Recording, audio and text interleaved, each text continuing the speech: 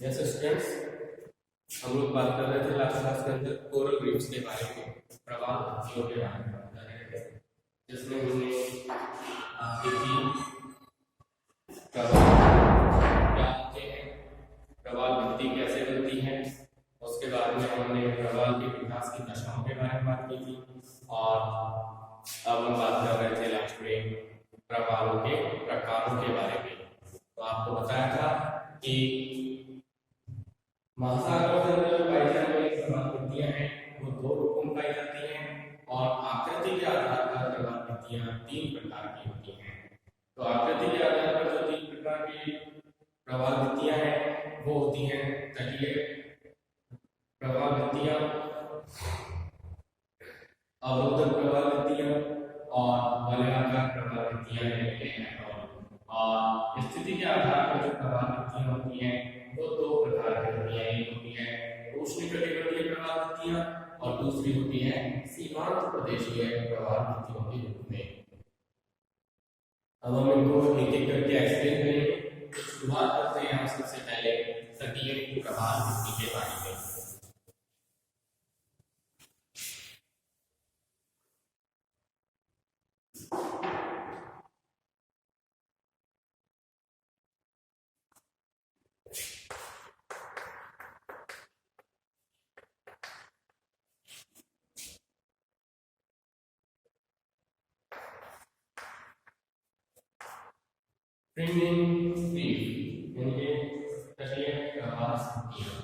ये जो तटीय प्रवाल भित्तियां होती हैं ये मुख्य रूप से महाद्वीपों के किनारे, द्वीपों के किनारे निर्मित होने वाली प्रवाल भित्ति जो होती है उसे तटीय प्रवाल भित्ति के नाम से जाना जाता है। यानी कि ऐसी प्रवाल भित्तियां जो महाद्वीपीय किनारे और किसी द्वीप के किनारे निर्मित होती है उसे तटीय प्रवाल भित्ति के नाम से जाना जाता है, जिसका सागरवर्ती जो भाग होता है, यानी कि सागर की तरफ का जो भाग होता है वो कैसा होता है, खड़ा और तेज ढाल वाला होता है, जबकि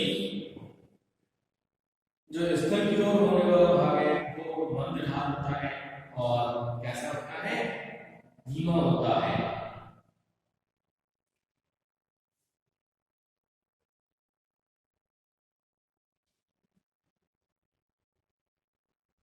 ऐसे तटीय प्रवाल भित्ति जो होती है इनकी ऊपरी सतह असमान होती है, ऊबड़ खाबड़ होती है, और ये जो प्रवाल भित्तियां होती हैं ये स्तरीय भाग से जुड़ी हुई होती हैं। कभी कभी इनके और स्थल भाग जो होते हैं उनके बीच में कुछ अंतराल पाया जाता है। अंतराल जहाँ पे होता है तो वहां पर इनमें छोटी लहरों का निर्माण पाया जाता है। यानी कि स्थल भाग और ये तटीय प्रवाल भित्ति के बीच का जो भाग होता है वहां पर इनमें प्रवाल जो है इनमें अंतराल पाया जाता है, जिसमें छोटी लहरों का निर्माण हो जाता है इनके अंदर, और इन छोटी लहरों को बोट चैनल के नाम से यहाँ पे जाना जाता है। तो प्रवाल भित्तियां जो है ये मुख्य रूप से कम चौड़ी और सक्रिय होती हैं।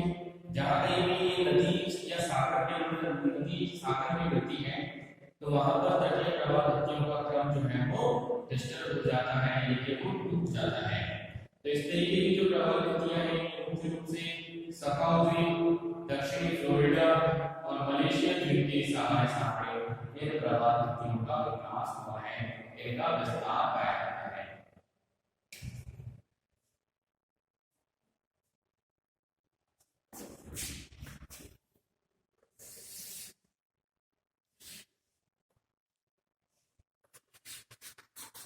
ये सागर है, तो सागर की तरफ का जो इनका ढाल होता है वो खड़ा होता है, और खड़ा ढाल होगा तो वो तेज ढाल वाला होगा, जबकि स्थल भाग की ओर जो इनका ढाल होता है वो कैसा होगा, मंद ढाल होगा। ये स्थल भाग रहेगा, और इनके बीच में यानी कि ये स्थल ये सागर, इनके बीच में ये भाग जैसे खाली रह गया, ये खाली रह जाता है, तो यहाँ पर बोट चैनल इनको बोला जाता है।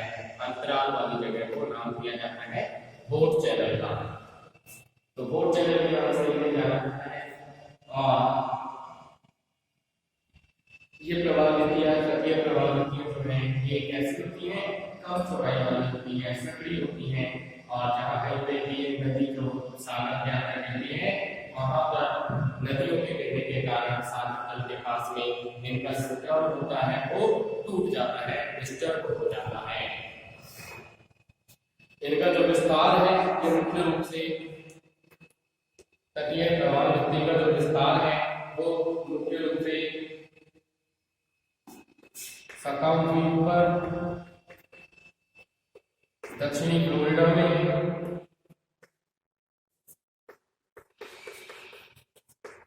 और मलेशिया में इस प्रकार की प्रवाल वृत्तियों का विकास पाया जाता है। तो ये बात की तटीय प्रवाल वृत्तियों के बारे में। इसके बाद बात आती है दूसरी प्रवाल वृत्ति जिसे नाम दिया जाता है अवरोधक प्रवाल वृत्ति।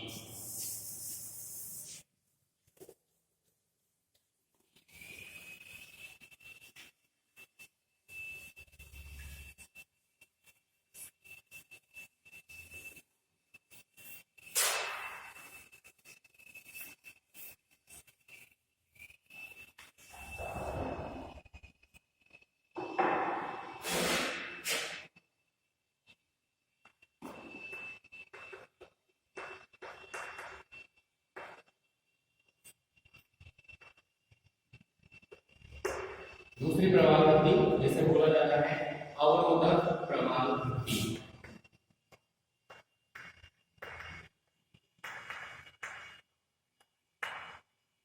बैरियर जिसे बोला जाता है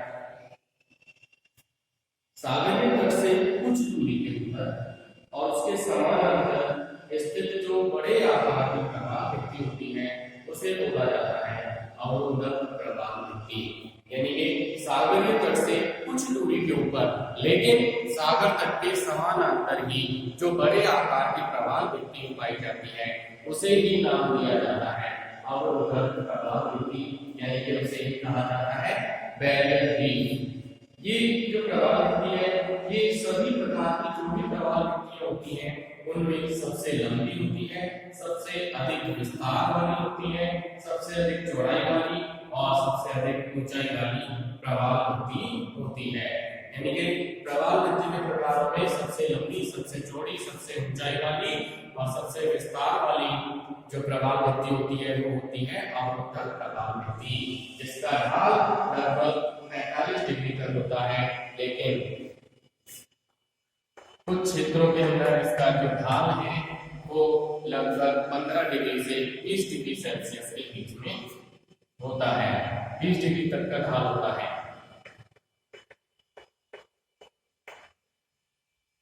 सामान्य रूप में कुछ क्षेत्रों के अंदर इसका जो ढाल है वो 15 डिग्री से 20 डिग्री के बीच में पाया जाता है। इनके ये जो तट है सागरीय तट और इनके बीच में छिछली लैगून झील का उद्भव हो जाता है। अवरोधक जो प्रवाल वृत्तियां हैं ये लगातार अविच्छिन्न रूप में नहीं पाई जाती है बल्कि ये स्थान स्थान पर टूटी के रूप में पाई जाती है, यानी कि ये खंड खंड के रूप में पाई जाती है, अलग अलग टुकड़े के रूप में इनका विस्तार पाया जाता है। ऐसा नहीं है कि ये जैसे कोई समुद्र तक है ये तो इसके साथ साथ ये पूरा समानांतर नहीं, ये टुकड़े के रूप में पाई जाएंगी। इस तरीके से टुकड़ों के रूप में, खंडित रूप में इन प्रवाल वृत्तियों का विस्तार करके समानांतर पाया जाता है और ये टुकड़े होते हैं इनके, तो इनके समानांतर ये कहेंगे कि जिससे इन टुकड़ों के बीच में लैगून का संबंध खुले सागर से आ जाता है। यानी कि ये जो तटीय क्षेत्र है यहाँ बीच में लैगून झील बन गई और ये ओपन स्पेस है पूरा समुद्र का, तो इस जल का संबंध यहाँ के जल से हो जाता है, इसी तरीके से ये इससे जुड़ जाता है। तो इनका संबंध जो है खुले सागर से बना रहता है। इन जो अंतराल पाए जाते हैं इनके बीच में, जैसे ये टूटे हुए जो बीच में प्रवाल वृत्तियां जो टूटी हुई होती हैं, अलग अलग होती हैं, इनके बीच के भाग को जो आगे प्रवेश मार्ग के नाम से जाना जाता है, यानी कि ये तो इनके बीच में जो अंतराल आते हैं उन अंतरालों को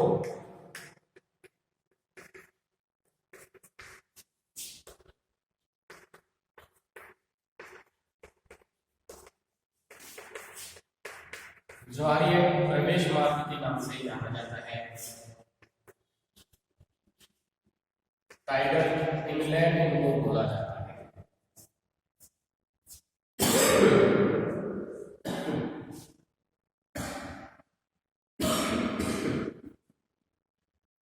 ये जो टाइडल इनलेट होते हैं, ज्वारीय प्रवेश मार्ग होते हैं, इनके बीच वाले जो भाग होते हैं, इनसे होकर के जहाज भी आवागमन करते हैं, जहाज भी आते जाते रहते हैं। जो जलयान होते हैं वो भी इन स्थानों पे, ये अंतराल होते हैं, इन अंतरालों के बीच में से आते जाते रहते हैं। इन व्यक्तियों का आकार अत्यधिक गहराई में पाया जाता है।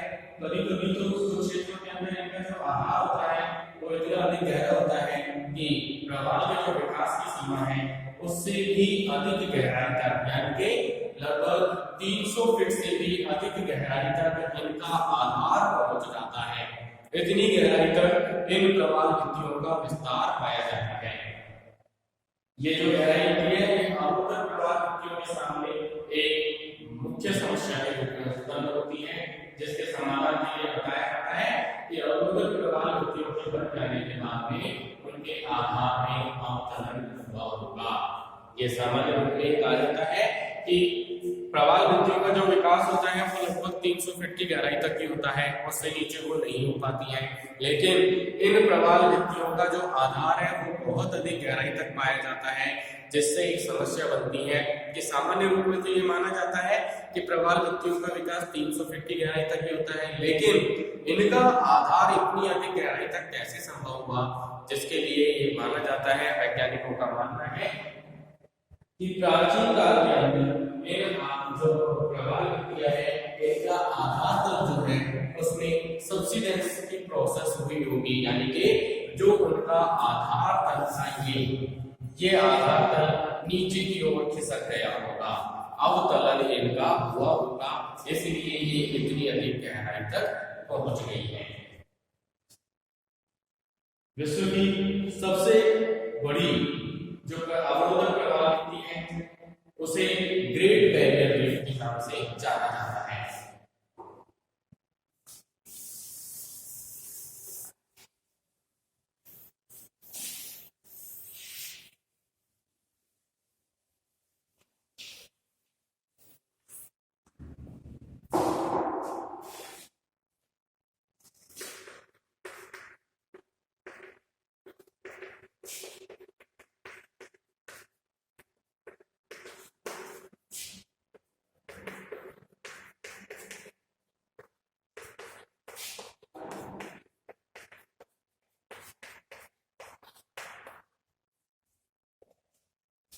विश्व की सबसे बड़ी जो अवरोधक प्रवाल भित्ति है वो है ग्रेट बैरियर रीफ, यानी कि महान अवरोधक प्रवाल भित्ति।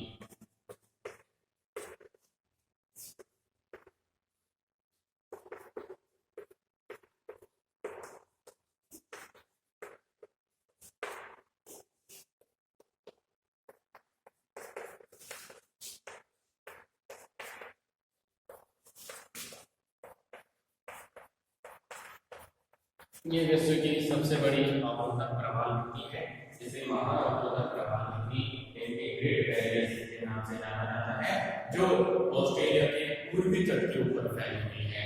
ऑस्ट्रेलिया के पूर्वी तट के सहारे इसका जो विस्तार है ये 9 डिग्री से 22 डिग्री दक्षिणी अक्षांश के बीच में इसका विस्तार फैला हुआ है, जो लगभग 1200 मील की लंबाई में फैली हुई है। ऑस्ट्रेलिया महाद्वीप के पूर्वी तट के सहारे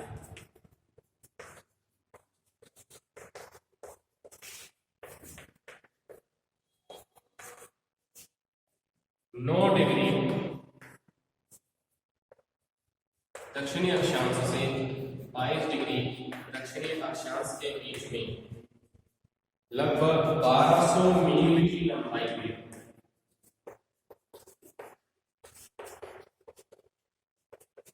यानी कि 1920 किलोमीटर की लंबाई में इस प्रवाल भित्ति का विस्तार फैला हुआ है पूरे क्षेत्र के अंदर। इसका उत्तरी जो सिरा है वो तट से लगभग 80 मील की दूरी पर, यानी कि 128 किलोमीटर की दूरी पर, और दक्षिणी सिरा जो है वो लगभग 7 मील की दूरी पर यानी कि 11 किलोमीटर की दूरी पर स्थित है। इस तरीके की जो प्रवाल होती है ये तट की दूरी से लेकर तट से लेकर इसकी दूरी 20 से 30 मील यानी कि लगभग 32 से 48 किलोमीटर के बीच में इसकी दूरी पाई जाती है। तट और जो भित्ति है यानी कि जो सागरीय तट है और जो प्रवाल भित्ति है इसके बीच में जो लैगून बनी हुई है उसकी गहराई लगभग 40 फाइथन तक यानी कि 240 फीट की गहराई तक, और इसकी चौड़ाई 7 से 80 मील की यानी कि हम कह सकते हैं 11 किलोमीटर से लेकर 128 किलोमीटर की इस लैगून की चौड़ाई पाई जाती है। जगह जगह पे के ऊपर अलग अलग क्षेत्रों में इस प्रवाल भित्ति का विस्तार जो है वो टूटा हुआ है, जिस कारण से लैगून का संबंध खुले रूप में प्रशांत महासागर से हो जाता है। तो इस तरीके से ये प्रवाल भित्ति विश्व की सबसे महत्वपूर्ण प्रवाल भित्ति के रूप में विकसित हुई है, जिसे ग्रेट बैरियर रीफ यानी कि महान अवरोधक प्रवाल भित्ति के नाम से इसे जाना जाता है। तो ये बात थी प्रवाल भित्ति के दूसरे प्रकार के बारे में, जिसे कहा गया है अवरोधक प्रवाल भित्ति के नाम से यानी कि बैरियर रीफ जिसे कहा जाता है। इसके बाद नेक्स्ट बात आती है प्रवाल भित्ति का तीसरा प्रकार।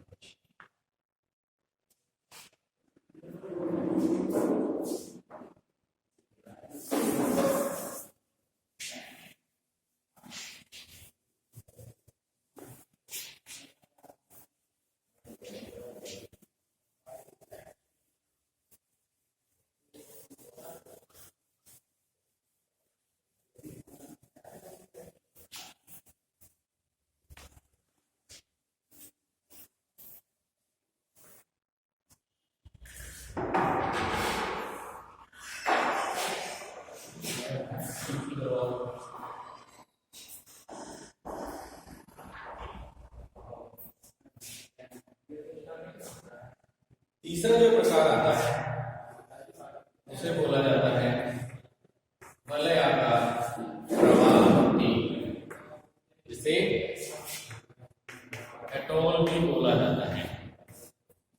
अटोल रीफ वलयाकार प्रवाल वृत्ति। अटोल यानी कि घोड़े की नाव या मुद्रिका, वलयाकार यानी कि गोलाकार, गोलाकार चाहे वो घोड़े की नाव का हो या मुद्रिका जो होती है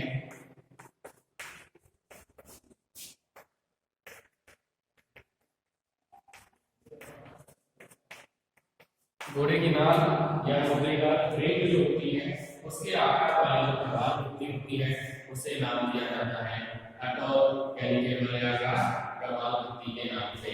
ये जो प्रवाल वृत्तियां हैं ये द्वीप के चारों ओर या जलमग्न जो पठार है उसके ऊपर इनका अंडाकार रूप में विस्तार पाया जाता है। इनका कोई ना कोई भाग तो खुला अवश्य रहता है और इसके बीच में लैगून झील की स्थिति होती है जिसकी गहराई इनके बीच में जो लैगून झील पाई जाती है उसकी गहराई 40 फीट से लेकर के 70 फीट के बीच में उसकी गहराई पाई जाती है। इसकी जो ऊपरी सतह होती है उसके ऊपर ताड़ के वृक्ष पाए जाते हैं। अटोल सामान्य रूप में 3 प्रकार की होती है, यानी कि इसके 3 उप प्रकार भी पाए जाते हैं।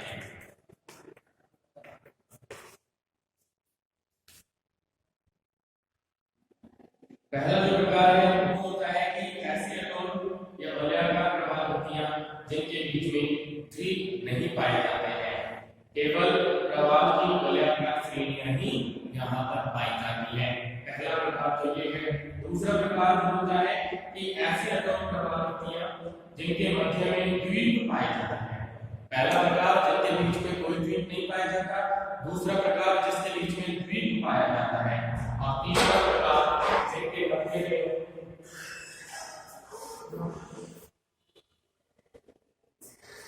ऐसे प्रवाल वृत्तियां जिनके बीच में पहले से तो कोई द्वीप नहीं होता लेकिन बाद में यानी कि सागरीय तरंगों के द्वारा धीरे धीरे समय के साथ साथ सागरीय तरंगों के अपवर्तन और निक्षेपण की प्रोसेस के द्वारा द्वीप का निर्माण हो जाता है।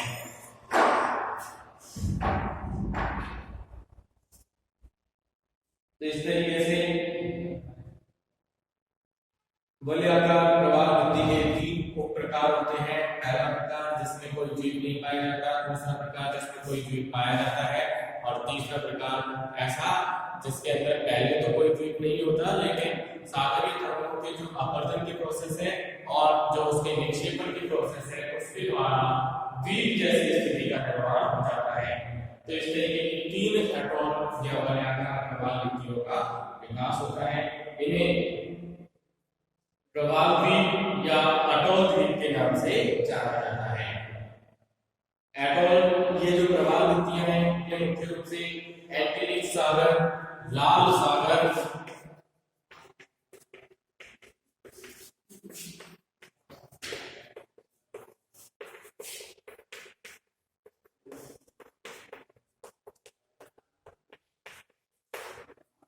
इनका विस्तार एंटीरिक सागर, लाल सागर, इंडोनेशिया सागर, ऑस्ट्रेलिया सागर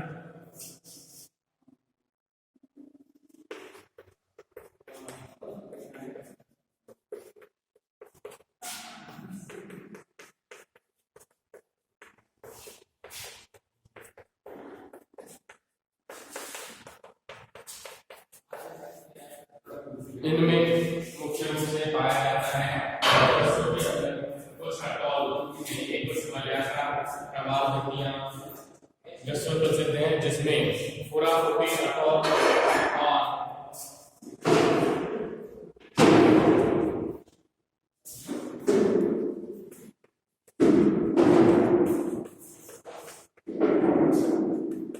फुराफुटी अटोल या फुराफुटी वलयाकार जो प्रवाल वृत्ति है ये पूरे विश्व में प्रसिद्ध वलयाकार प्रवाल वृत्तियों के रूप में है।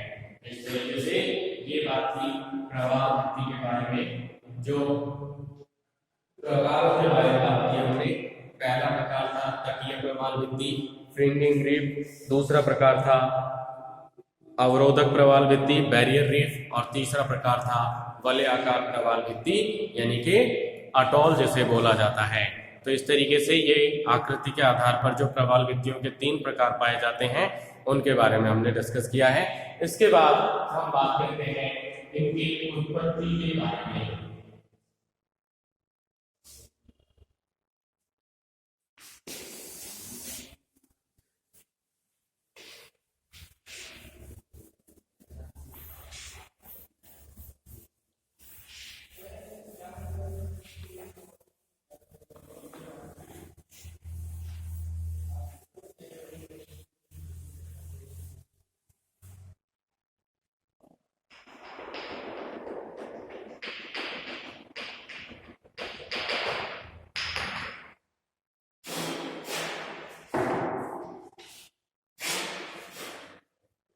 ओरिजिन की बात कर रहे हैं हम इसकी प्रवाल भित्तियों की उत्पत्ति के बारे में। इसके संबंध में कुछ विद्वानों के द्वारा सिद्धांत किए गए हैं। तो पहला सिद्धांत जिसमें हम बात कर रहे हैं डार्विन के अवतरण सिद्धांत के बारे में।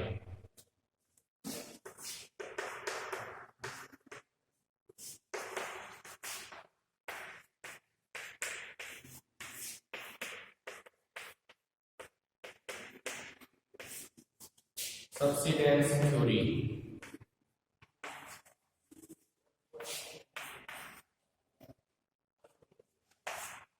Subsidence theory of Darwin. तो चार्ल्स डार्विन इन्होंने जो अपने सिद्धांत का प्रतिपादन है वो लगभग 1837 के अंदर इन्होंने अपने सिद्धांत को प्रस्तुत किया था।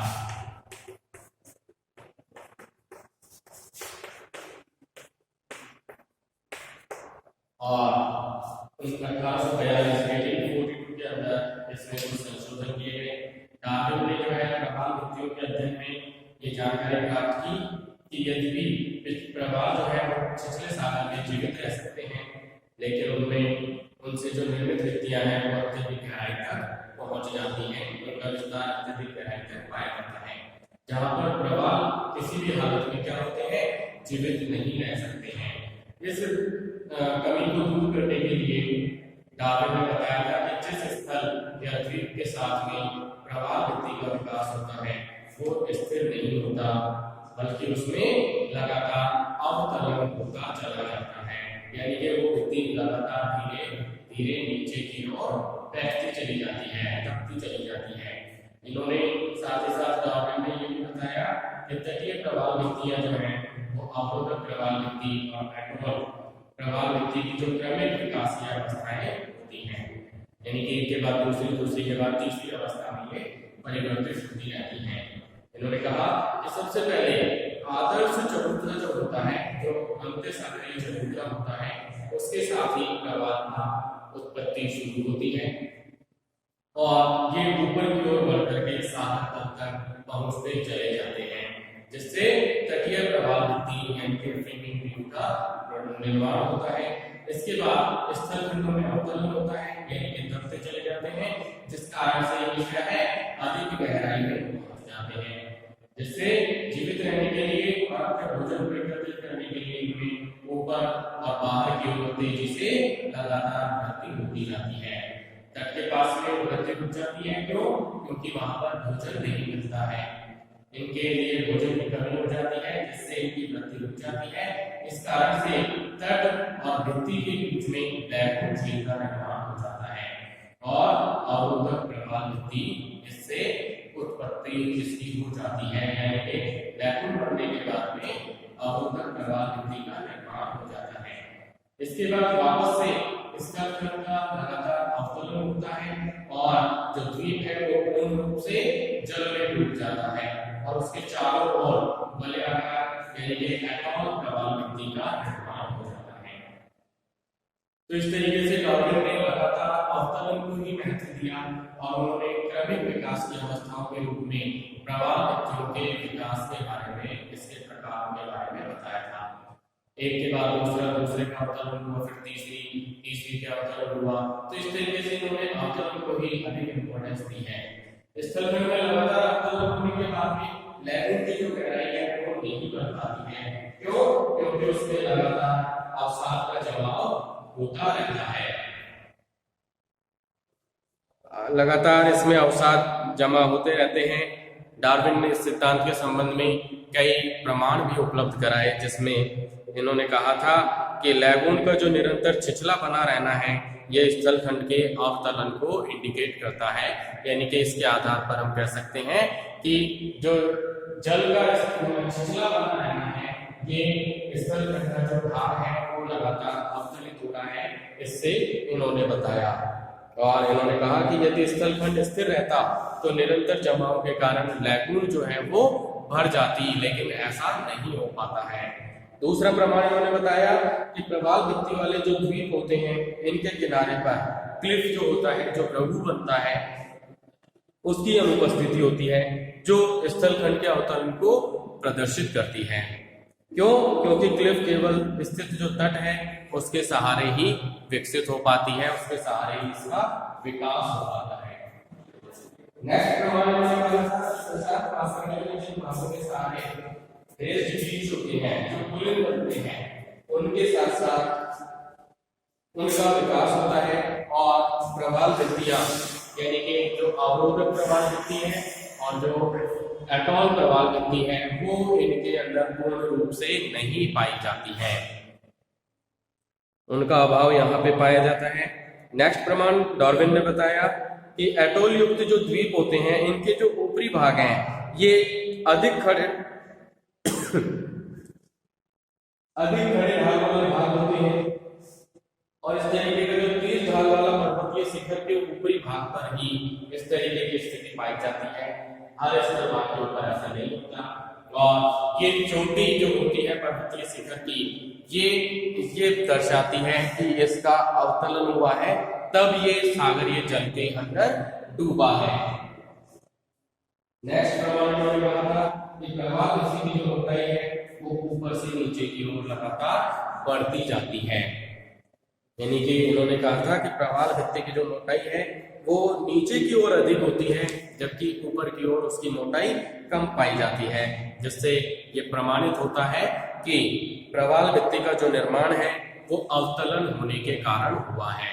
यानी कि ऊपरी जो भाग है वो सकड़ी प्रवाल भित्तियों के रूप में विकसित होती है, जबकि जो निचला तल होता है इनका वो चौड़ाई वाला भाग होता है, जिससे हम ये अंदाजा लगा सकते हैं कि ये अवतलन के कारण इसकी नीचे से चौड़ाई बढ़ती गई, जबकि ऊपरी भाग इसका कम चौड़ाई वाला रह गया। तो इस तरीके के इन्होंने कई सारे प्रमाण उपलब्ध कराए, जिनके आधार पर इन्होंने कहा था कि अवतलन के द्वारा ही प्रवाल भित्तियों की उत्पत्ति होती है और उनके अंदर लगातार क्रमिक विकास की अवस्थाएं परिवर्तित होती रहती हैं, जिससे तीनों प्रकार की प्रवाल भित्तियों का विकास होता है। सबसे पहले इन्होंने कहा था कि तटीय प्रवाल भित्ति का विकास होता है, उसके बाद में इन्होंने अवरोधक प्रवाल भित्ति का विकास बताया और अवतरण के बाद में इन्होंने कहा था कि एटॉल प्रवाल भित्ति का विकास होता है। तो इस तरीके से डार्विन ने अपने अवतरण सिद्धांत के बारे में जानकारी दी। इनके सिद्धांत में कुछ कमियां रही, जिसके आधार पर विद्वानों ने इनकी आलोचनाएं की हैं।